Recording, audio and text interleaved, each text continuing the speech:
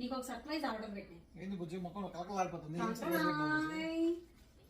నాకా నీకా బుజ్జి సర్ప్రైజ్ ఇది? నీకే బుజ్జి. మమ్మీ గారి సర్ప్రైజ్ వాచ్ బుజ్జిది.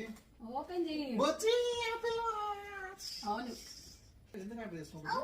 నీకోసం ఎప్పుడు గిఫ్ట్ ఇవ్వలేదు కదా, చాలా రోజులు కదా ఇద్దామని పెట్టినా. థ్యాంక్ యూ బుజ్జి. 10 ఎంత బుజ్జిది? నీ కార్డులో చూడ అర్థమవుతుంది.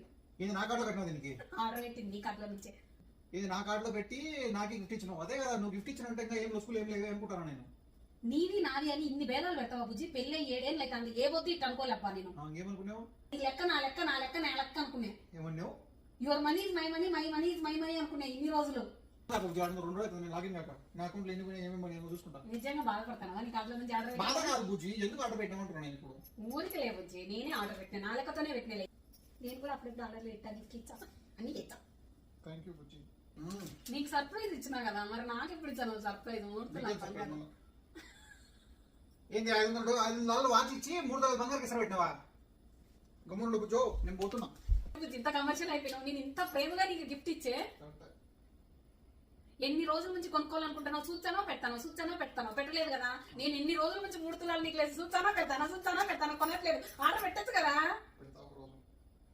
అంతే ఫ్రెండ్స్.